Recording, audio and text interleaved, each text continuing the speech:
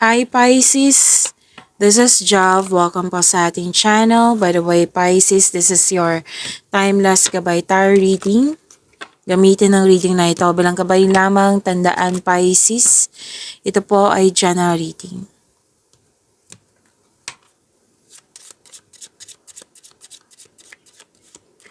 Angel number para kay Pisces.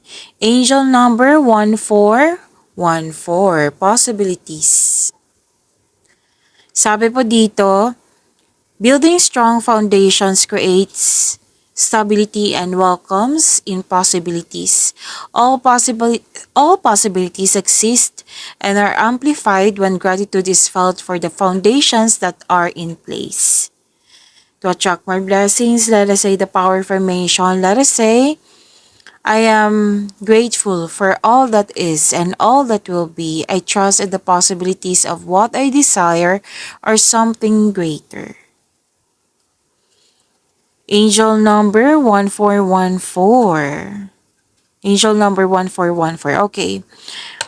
This is a powerful sign na to take control of your life na by blending positivity. Okay? Magkaroon ng stable actions. At kasi sabi dito action talaga to. Kasi may parating na pagbabago, bagong simula na kailangan mo ng aksyon, bigyan ng aksyon. Na wag, kumbaga iwasan nyo ng mamaya na.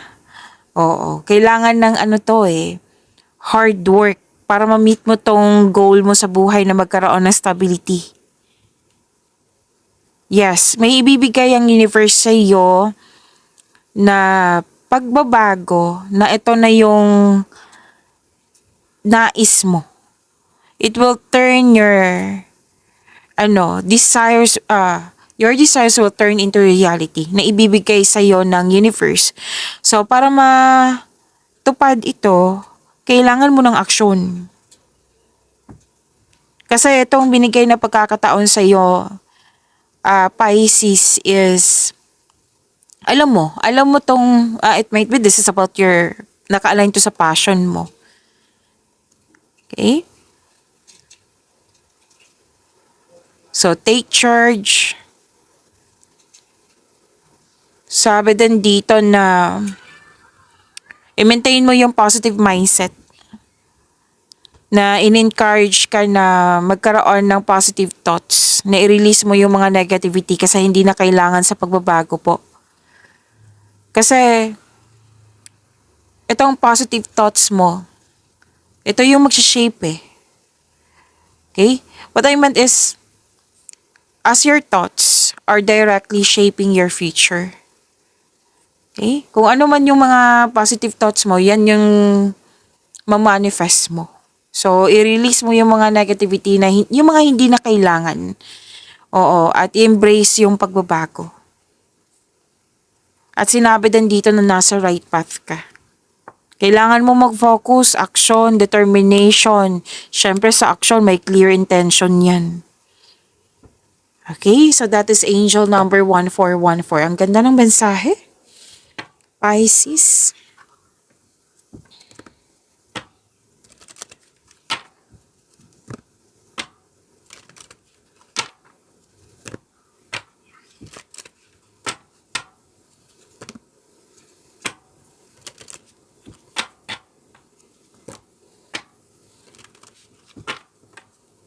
Para kay Pisces.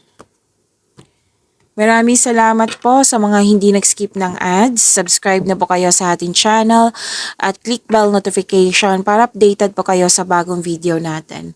Para sa mga gustong magpa-reading po, comment po kayo ng personal reading and check ma-reply sa comment section.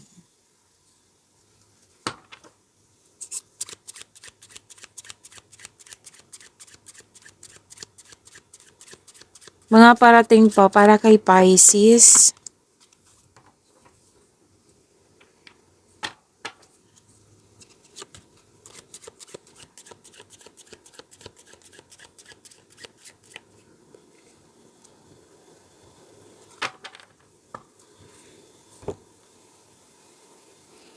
Sabi po dito, Pisces,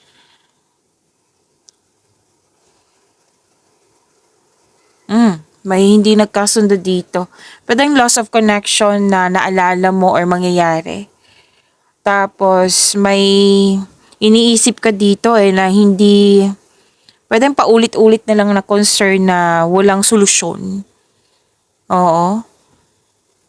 May issue dyan na nagkaroon ng, what do you call this? Unresolved issues. Okay? May sabi din dito na some of you, desire nyo na magkaroon ng relasyon. Again, may desire dito na maging asawa, may desire dito na sana ikakasal na, may sinabi din dito na ano kayang klaseng wife ako. May mga ganyan na iniisip. So, may malaking influence din ang isang wife. Pwede ikaw to, pwedeng siya.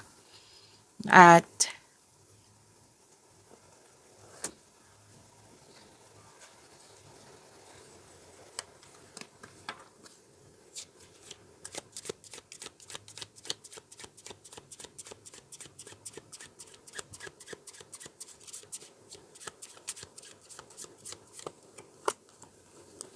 so kung ano man yung nais mo, have faith. Sinabi ng card dito na may power sa prayer. Okay? So may pinipray ka dito na taimtim talaga. Oo, so have faith in the universe. And may usapan din dito tungkol, it might be nagsimba kayo ngayon kung kailan nyo ito napanood. Sa church, sa chapel, or pwede din nag-uusap tungkol sa isang building, like a church type building. Yan.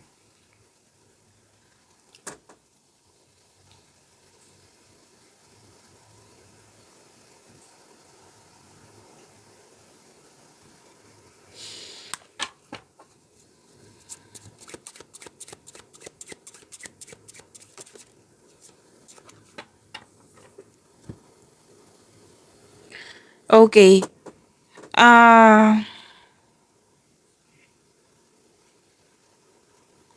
May sinabi ang card nyo dito na expect the unexpected. Okay, so something is in need of your attention kasi may pwedeng biglaan to na nangyari, pwedeng na-surprise ka talaga sa nangyari or sa binigay ng information sa iyo. Pwedeng situation to or information na kailangan mong bigyan ng atensyon. Kasi itong sinabi na expect the unexpected, pwedeng hindi ka naging comfortable. Pwedeng obstacle to. Oo. Or balita na hindi mo siya nagustuhan. Ang sabi ng card dito, wag mong iwasan kung pwede, kung gusto mo. Kasi kailangan mong bigyan mo to ng atensyon. Kung handa ka na, bigyan mo ng solusyon or aksyon. Yes. At may warn lang ang card nyo dito na kung ano man tong iniisip nyo or gagawin nyo, stop and rethink. Pag-isipan ng mabuti.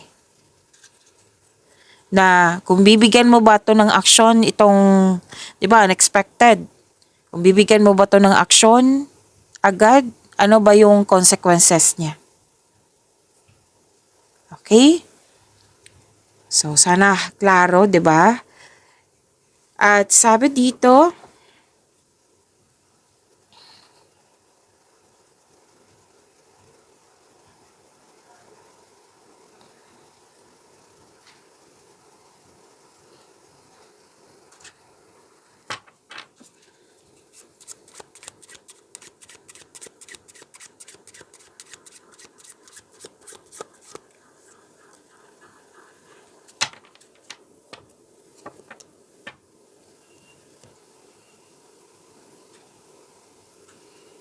okay, kung may unexpected news, may positive news din dito. Kung may hindi ka nagustuhan na balita, may positive news, huwag kayong mag-alala. May positive news ako nakikita dito. Tapos may pwedeng kausap mo yung kaibigan mo. Oo, tapos may sabi din dito na sa mga nangyari na hindi mo nagustuhan, may lesson learned. Like, may natutunan ka sa mga nangyari. Kinuha mo yung wisdom message sa mga nangyari sa nakaraan. Oo, at ito ang yung learning journey. Like, kaya pala nangyari yon kasi ito dapat yung matutunan ko. Yan. At ito yung natutunan ko sa mga nangyari sa nakaraan. Yan.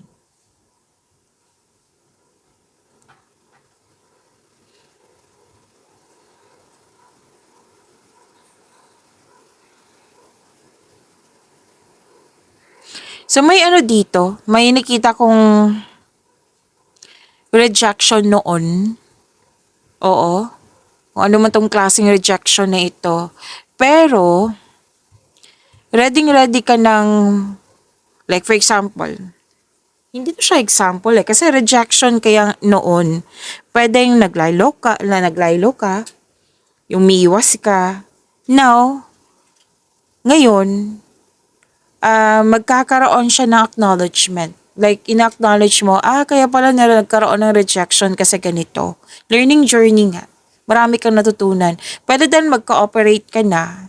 Dati hindi ka nag-cooperate kasi may rejection. Ngayon, nag-cooperate ka na. Okay? So, malalim ang mensahe. At sabi din dito, Pisces, na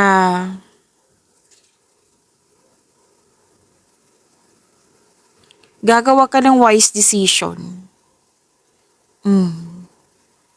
Kaya nga may sinabi kanina, di ba, na pag-isipan ng mabuti. So, gagawa ka ng wise decision. May sabi din dito na may fear of aging. Yan.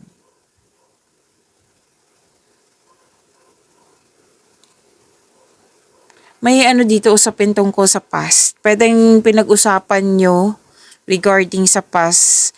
Yung sinabi kanina na 3 card kasi nagsabi dito about past at may natutunan ka, pinag-usapan nyo yung natutunan mo sa nakaraan.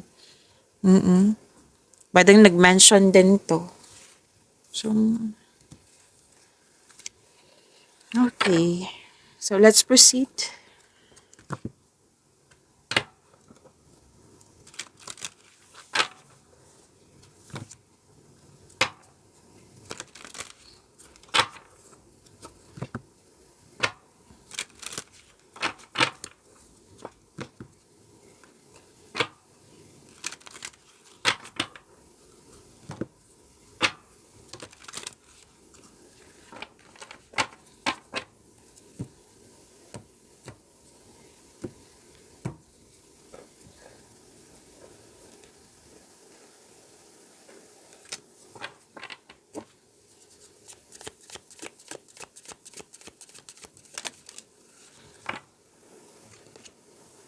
Kaya I don't read,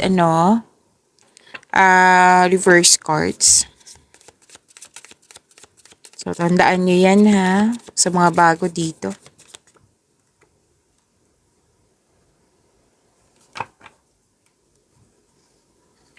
Energy mo ngayon, Pisces.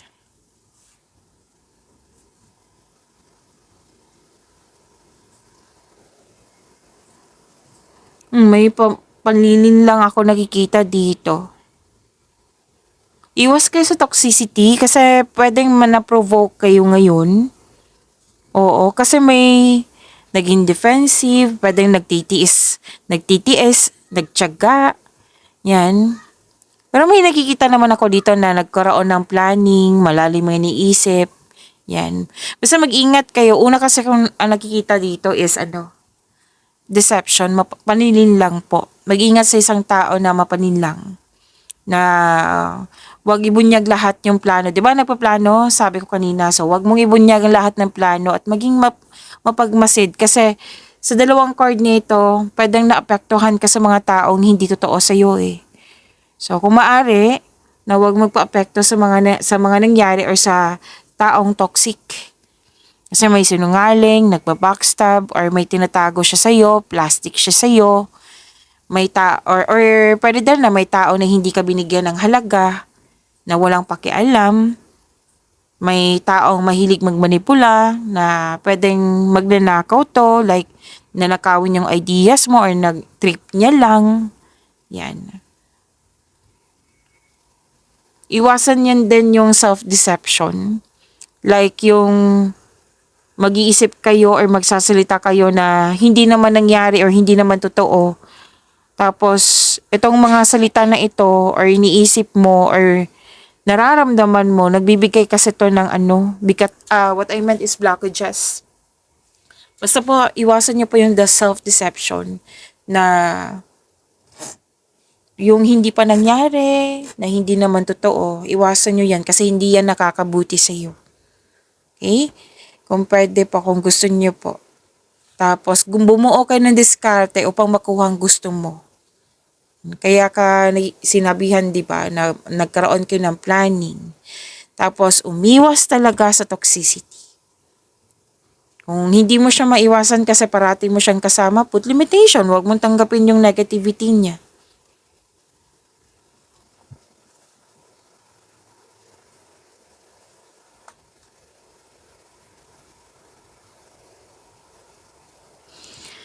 So, sabi dito na yung sinabi ko kanina, 'di ba, na huwag ka sanang magpaapekto sa mga taong hindi totoo, yung mga nangyari na hindi natin control.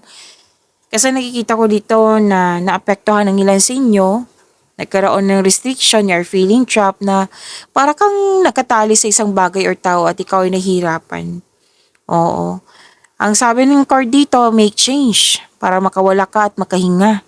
So, you have to move forward, trust yourself, at habaan ng pasensya. Kasi itong dalawang card na ito, nangailangan po ito ng pasensya at tiyaga. Magagawa mo to. Tapos kung bigat ng nararamdaman, isuko mo lahat kay God. Okay? At hingi kayo ng divine assistance. Sabi kasi ng card dito, kayo po ang makakawala dito. Kasi ang unang nakikita ko dito, overthinking, emotions, naapektuhan. Tapos sabi ng card, solusyon, pasensya, di ba? Sinabi, pasensya, tiyaga. At kung may willingness ka na makalabas ka dito sa para kang na-feeling trap, magkakaroon siya ng freedom, magkakaroon siya ng recovery. So, kailangan willing kayo. Okay? Willing kayong mag-move forward.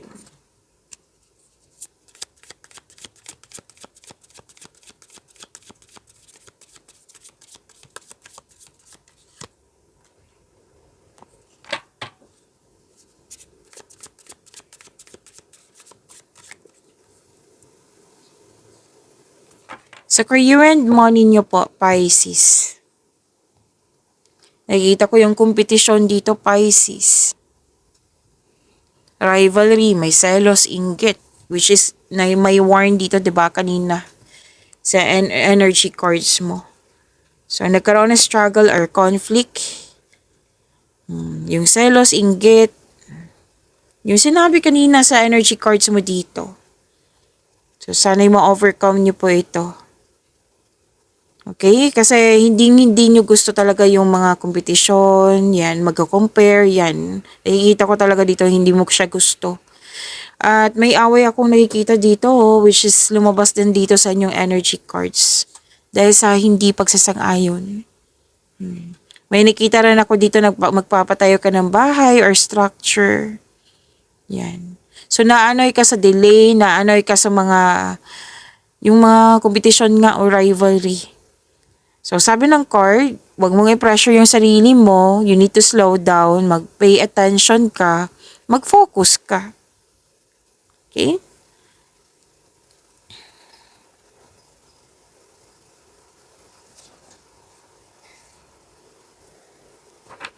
May success dito. Enjoyment.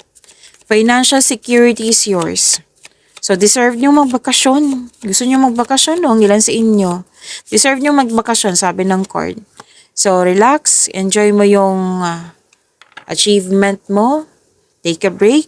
Kasi kung magbakasyon ka or mag-rest day ka for 2 days ba yan, kung ilang araw ba yan, pagbalik mo, abundance pa rin yung nakikita ko dito. Lahat ng tinanim mo, nag-bloom. May luck dito, oh. So, kung kailan nyo ito napanood, this is your lucky day. Tapos may promotion, pagtaas ng kita, sweldo allowance or ng iyong posisyon. Yan. Naging wise kayo sa pag-handle ng iyong finances at hindi ka madamot. Ganda, di ba?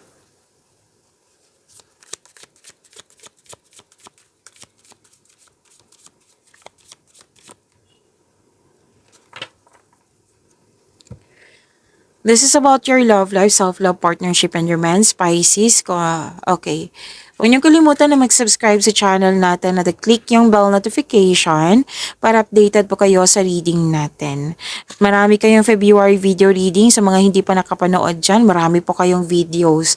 So, hanapin niyo po dito sa channel. Scroll down niyo lang po hanggang sa makita niyo po.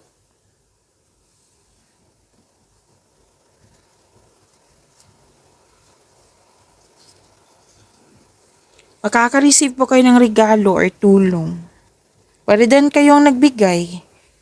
Opo. Basta generosity ang nakikita ko dito na naka-receive ng regalo at tulong. Single ka man, may relasyon sa buhay mag-asawa.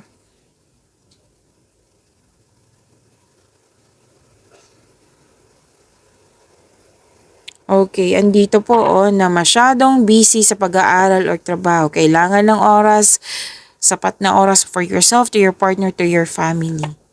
Tapos nakikita ko dito na bibigatan sa responsibilidad. It might be you are, breadwinner. Tapos, someone is relying on you for emotional and financial support. Kailangan ng communication nito. Kailangan mag-usap po. Oo. So, balansehin mo. Kung bakit ka ba nagkaganyan. May sinabi ang card kanina na huwag mo i-pressure yung sarili mo. Kung pwede po. At sabi din dito na sa mga single dyan, may parating sa inyo, bata pa sa inyo. Parating sa inyo na bagong tao. Bata pa sa inyo or youthful pang attitude. Sa mga relasyon sa buhay mag-asawa, excited kayo sa coming monthsary, any kind of party, anniversary, any kind of celebration nga na achievement. Okay? Tapos nakikita ko dito na may communication, mag-uusap kayo regarding sa growth. Pagyamanin niyo po yung blessings na binigay sa inyo. Bye, see you tomorrow. Maraming salamat.